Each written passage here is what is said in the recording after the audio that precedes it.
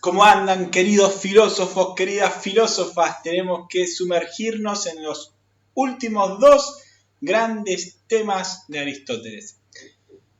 Tenemos que preguntarnos sobre los entes sensibles y si solamente para Aristóteles existen los entes sensibles, aquellos que podemos percibir por nuestros sentidos, lo que él llamará compuestos ilemórficos, es decir, que tienen materia y forma, o si también existe la sustancia suprasensible, es decir, que no tenga materia sino que sea pura formalidad, puro acto de ser, que sea sustancia suprasensible, ¿no? Por encima de lo sensible, más allá de lo sensible. Y si es, quién es o cómo es, qué características tiene. Acá se va a filtrar un poco el pensamiento de Aristóteles que tenía de su entorno acerca del mundo, como pensaba la cultura griega, el mundo. De hecho, los incas lo pensaban como inca, nosotros lo pensamos como lo pensamos nosotros, Aristóteles lo pensaba como lo pensaban los griegos, es decir, como un mundo donde había una suerte de esferas alrededor del mundo y esas esferas iban girando mutuamente, donde obviamente está el cielo. Él veía las estrellas como en distintas esferas, que esas esferas se iban moviendo y por lo tanto eso iba generando también el giro del mundo, ¿no? Así lo pensaban, es con las herramientas que tenían para pensarlo, y mal tampoco les ha ido en la vida. Así que vayamos a pensar entonces la cuestión de lo suprasensible y lo sensible, ¿no? Entonces vamos a trabajar los términos de materia, los términos de forma y el compuesto ilemórfico. Esto es importante para la antropología. Aristóteles, a diferencia de Platón, que planteaba una dualidad un poco más fuerte, en el sentido de que el cuerpo sí servía, pero hasta ahí, mientras que el alma racional era la que generaba la dialéctica, haciendo esa intuición racional del eidos, mientras que Aristóteles nos va a decir, no, está tan intrínsecamente unido a la materia y la forma que en el ser humano la materia va a ser el cuerpo, la forma va a ser el alma, que no se pueden separar. Solo se van a separar cuando la persona muera. Va a quedar el cuerpo y el alma racional, que es eterna, va a seguir siendo eterna. ¿Ok? Vayamos a las notas de clase. Bien. Sustancias sensibles. Entes sensibles. Para saber si existen las sustancias suprasensibles, Aristóteles empieza a trabajar por lo que tiene más cerca. ¿Y qué es lo que tiene más cerca? Los entes sensibles, los entes concretos.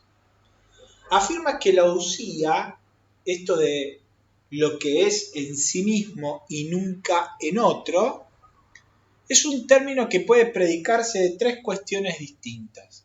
Puede predicarse de la forma, puede predicarse de la materia o puede predicarse del ente concreto que tenemos ahí adelante, del compuesto materia-forma. En el ejemplo de la estatua de mármol, uno podría decir que la forma es estatua, que la materia es mármol, lo que el compuesto es la estatua de mármol. ¿Ok? Usía pueden ser las tres cosas, la materia, la forma y el compuesto. Obviamente que usía es un término análogo, en algo se van a parecer la forma, la materia y el compuesto, materia y forma, con relación a esta definición de usía como lo que es en sí mismo y no en otro, y en muchos se van a distinguir. Pasemos a analizar entonces las tres formas o las tres aplicaciones de usía a cada una de estas tres cuestiones. Pensemos en el ejemplo de una estatua de mármol. Lo que hace de esa estatua una estatua no es el mármol, justamente porque uno podría decir, puede ser una estatua de madera o de plástico, de fibra de vidrio. de lo que fuera. Lo que hace que esa estatua sea una estatua y no un caballo es su forma, ¿no? Esto ya lo tenemos aprendido. Responde a la pregunta, ¿qué es esto? Esto es una estatua, entonces su forma es estatua. Podemos entender a la esencia de un ente como la respuesta a la pregunta, ¿qué es esto? En este caso, una estatua. Lo que hace que nuestro compuesto, la estatua concreta que tenemos de mármol ahí adelante, sea una estatua, y esa estatua particular y ninguna otra, es su forma. La materia del ejemplo, Aristóteles hablará de dos tipos de materias, una materia primera, una materia segunda, dejémoslo para otro momento, más al final, es el mármol de la estatua de mármol, ¿no? ¿Cuál es la materia de mi estatua? Y el mármol. El material con lo cual está hecha esa estatua. La forma estatua, la estatua de mármol, inhiere en la materia mármol, dándonos ese compuesto hilemórfico que tenemos ahí adelante de nosotros, esa estatua mármol particular de la diosa Afrodita, Apolo, Dionisos, de lo que se le ustedes ocurra. Hay una forma que inhiere en una materia generando un compuesto hilemórfico inseparable. Si separamos la sustancia de los accidentes, dejaría de existir ese ente concreto que tenemos ahí adelante, como si separamos el alma y el cuerpo, dejaría de existir el ser humano y pasaríamos a tener un alma inteligible, inteligente, racional y un cuerpo tirado ahí. ¿Ok? La materia, el mármol en este caso, en realidad pudo haber sido inherida por la forma estatua, como lo fue, por eso tenemos la estatua de Afrodita, o por la forma fuente de agua. En el primer caso surgió nuestra estatua, en el segundo de los casos hubiera surgido una fuente de mármol. ¿Ok? Según qué cincelábamos en el pedazo de mármol, hicimos o Afrodita o podíamos haber hecho una fuente bautismal de mármol. La forma es el principio actual de un ente, mientras que la materia es el principio potencial de un ente. Si sigo tallando esa estatua de mármol, podría ser un elefante de una repisa y ponerlo en la modular de mi casa y ponerle un billete al elefante, ¿sí? Como hacían nuestros abuelos. La forma siempre es el principio actual de un compuesto hilemórfico, mientras que la materia es siempre su principio potencial. Principio actual, principio potencial. El principio actual, insisto, en el ser humano es su alma racional. Su principio potencial, el cuerpo en el cual esa alma inhiere. ¿Ok? Volviendo al principio de este apartado, Aristóteles afirmaba que en algún punto la forma, la materia, el cuerpo hilemórfico, el compuesto hilemórfico de materia y forma podían ser llamados usías. Los tres términos, las tres realidades, en algo se parecen a la usía, a lo que es en sí y nunca en otro. Y en algo se distinguen. ¿En qué sentido se puede predicar el término usía del compuesto hilemórfico? En el caso de nuestro ejemplo de la estatua de mármol de Afrodita, lo que es más propio de la estatua es su modo de estar siendo estatua. Vuelvo a insistir, la figura, que esté Afrodita, Apolo, quien sea, da lo mismo, que sea de mármol, de madera, de plástico, da lo mismo. Lo que hace que eso sea una estatua es su forma estatua. ¿Ok? De hecho, si nadie la destruye, la estatua seguirá existiendo a pesar de que pasen 1.000 millones de años, 800.000 millones de años, y no depende de nada ni de nadie para seguir siendo esa estatua de mármol particular. La materia de la estatua, el mármol, también puede ser predicada como usía.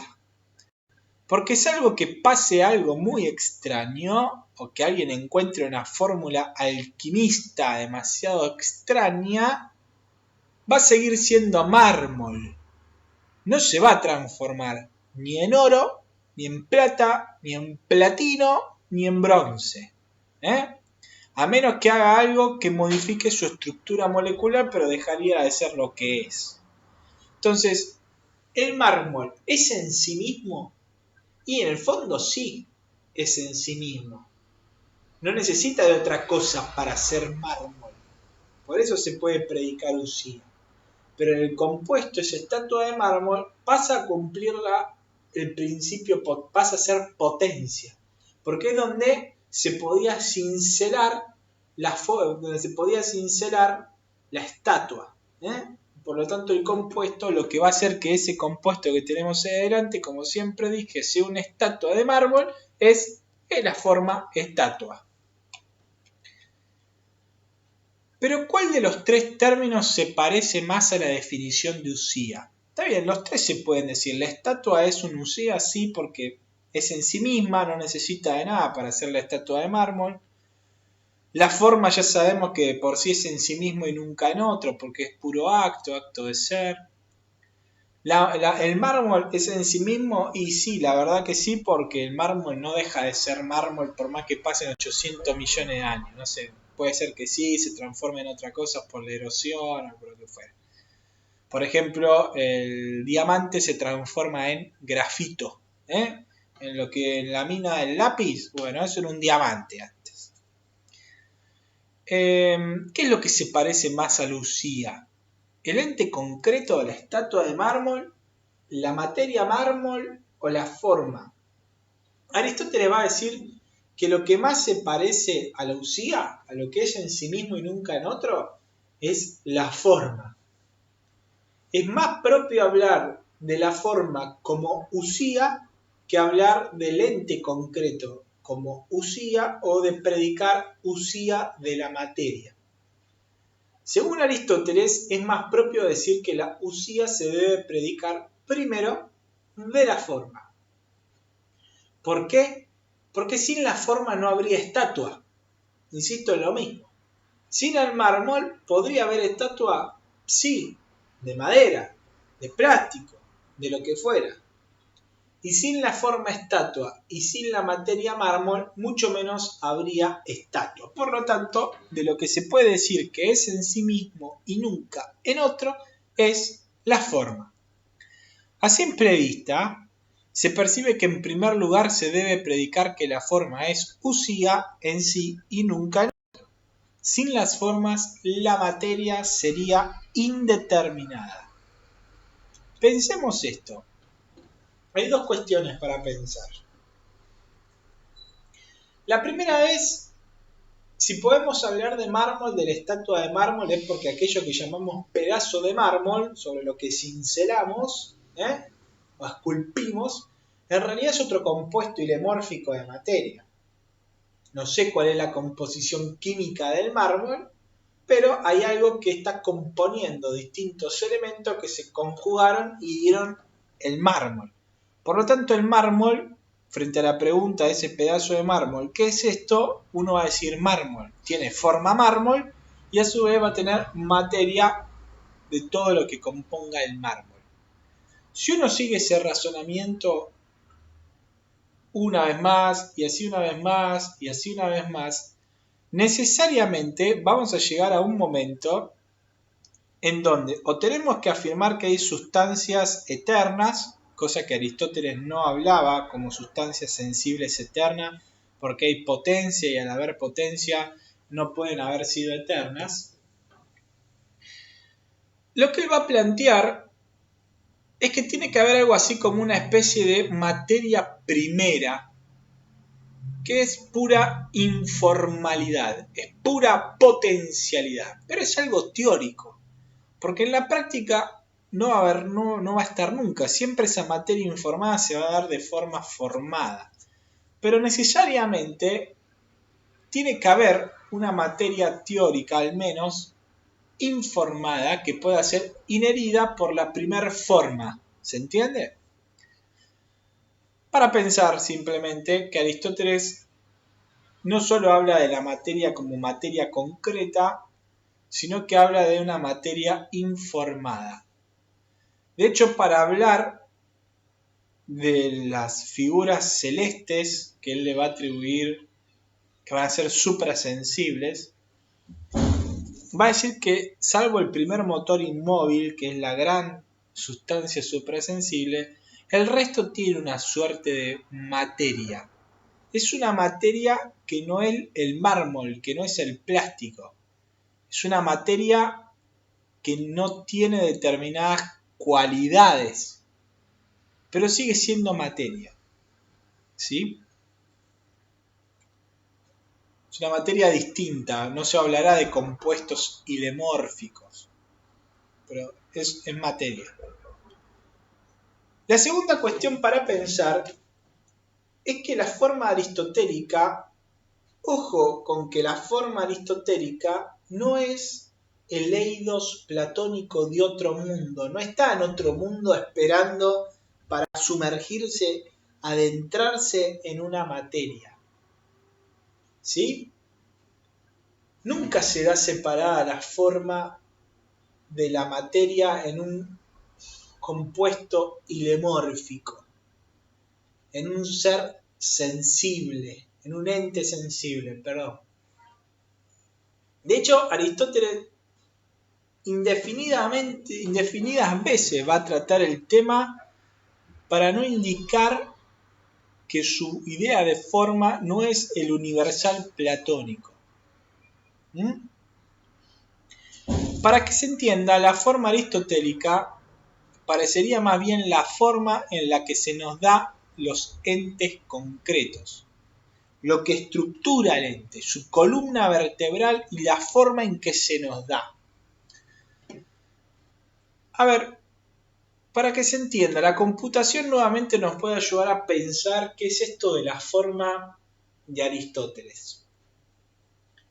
Y borrarnos de la cabeza que la forma de Aristóteles no es la idea de mesa, la idea de estatua, la idea de árbol, la idea de ser humano de Platón.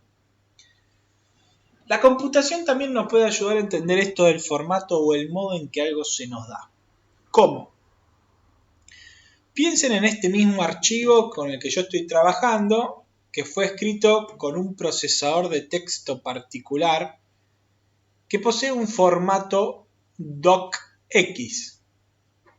El mismo contenido de este archivo, con estas mismas palabras, esta misma distribución, el mismo uso de las negritas, etc., la misma información, tal cual está, podría habérselo dado en un archivo de formato PDF o en un archivo de formato TXT, según el procesador de texto que podría haber empleado al escribir. El primero, el doc, corresponde al Word, como ustedes saben, el segundo al PDF, al Acrobat Reader y el tercero al Notepad. En todos los casos el contenido es exactamente el mismo. Los archivos son distintos, por más que yo les ponga el mismo nombre. Aristóteles parte 2, voy a tener en una misma carpeta Aristóteles parte 2. PDF, Aristóteles, parte 2, docx, Aristóteles, parte 2, txt. Con la misma información cada uno, 3 archivos distintos. El contenido es el mismo, los archivos son distintos porque sus formatos son distintos. Lo mismo sucede con la estatua de mármol. Nunca hay dos estatuas iguales por más que tengan la misma figura tallada en el mismo material. Dos estatuas, por ejemplo, de la diosa Afrodita. De hecho, si uno piensa la imposibilidad de poner las dos estatuas en el mismo lugar, al mismo tiempo, ocupando el mismo espacio, nos hablan de que no son la misma estatua. La pregunta es, ¿tienen la misma forma? ¿La forma aristotélica?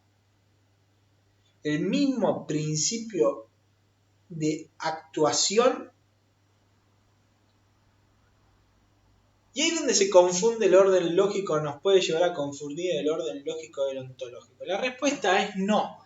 La estatua 1 de Afrodita, idéntica a la estatua 2 de Afrodita, no tienen la misma forma. En nuestra cabeza sí tienen el mismo género. ¿Qué es esto? Una estatua. Pero en la práctica, esa forma concreta de la estatua 1 y la forma de la estatua 2 son distintas. ¿Son estatuas las dos? Sí, pero son formas distintas. Aristóteles de alguna manera agarró la idea del Platón de la República y la introdujo dentro de cada objeto particular. ¿Se entiende hasta acá? Para Aristóteles la usía, la sustancia, la forma, si queremos decirlo así, tiene 5 características. ¿Qué es la usía? Lo que no es inherente a otro ni se predica de él. Lo que puede subsistir por sí o separadamente del resto. Lo que es algo determinado y no el universal abstracto de Platón. Lo que tiene una unidad intrínseca y no es un mero agregado de partes no organizadas, lo que es acto o está en acto. Distintas definiciones de usía a lo largo de sus obras. Para pensar, en este punto podemos decir que Aristóteles a veces confunde el sentido ontológico de usía, el de eidos, con el sentido lógico, es lo que vimos recién. En tanto no es un eidos, Aristóteles tiene razón al decir que no es un universal a la manera de la estatua platónica, pero sí es el universal en sentido lógico. Nuestro lenguaje nos permite llamar a la segunda acepción de universal, usía, eidos, aristotélico, especie. Ojo con confundir la idea estatua que piensa nuestra mente al responder ¿qué es esto? Cuando nos preguntamos delante de una estatua y que podemos utilizar dicho término para hablar de cualquier estatua con la forma estatua, principio actual de acto de eso que está delante nuestro, de esa estatua de Afrodita particular que tenemos delante. Una está en la cabeza, es el orden lógico, que la podemos aplicar a cualquier estatua, sea de Afrodita, de Platón o de quien sea.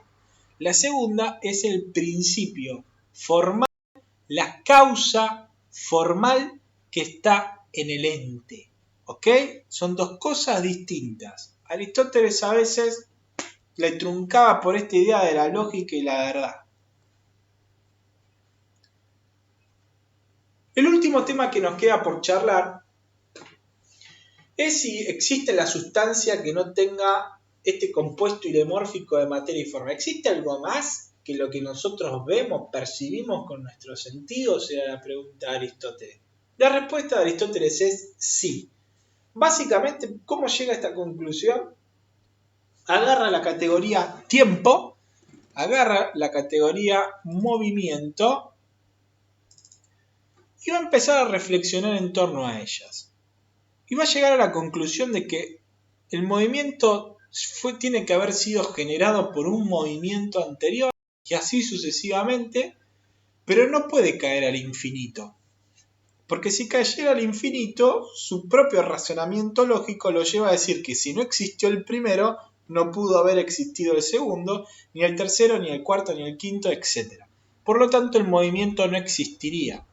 Para que exista el movimiento que es eterno, lo mismo va a pasar con el tiempo que es eterno, tiene que existir algo que ponga en movimiento todo lo demás sin ser movido en sí mismo. Ser él de alguna manera inmóvil y mover todo lo demás por atracción. ¿Sí? Eso es lo que él va a llamar el primer motor inmóvil, que es eterno, puro acto, que mueve sin mover directamente, sino porque atrae hacia sí por ser lo perfecto. Como el movimiento es eterno, necesariamente debía existir un principio eterno que no fuera movido por nada más, sino que tuviera en sí la capacidad de mover sin ser movido por nada. ¿Sí? Los griegos consideraban que todas las cosas buscaban lo perfecto, lo más acabado, lo más determinado, lo que tuviera más forma o una forma más elevada. No solo el ser humano, sino todos los entes. Lo perfecto para Aristóteles se identifica con la forma, que es el principio actual de un ente. Y en ese sentido, el primer motor inmóvil no puede mover más que atrayendo por ser pura perfección.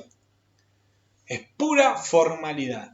Y en esto radica lo que después va a tomar Santo Tomás de Aquino en la época medieval, porque en el fondo estas características que estamos hablando de el primer motor inmóvil tranquilamente podían ser aplicables a Dios. No tan tranquilamente porque lo subsumirían a Dios en sí mismo, alejándose del mundo. Es otra cuestión si en algún momento alguien quiere charlarlo. No es el Dios cristiano, a eso hoy. Pero es una especie de divinidad máxima, ¿sí?